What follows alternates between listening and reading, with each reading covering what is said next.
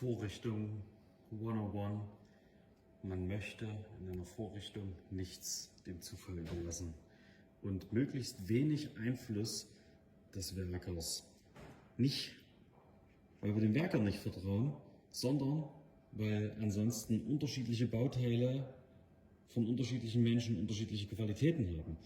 Und ein Punkt ist zum Beispiel diese Rastbolzen. Der Rastbolzen ist oben und der Rastbolzen ist unten.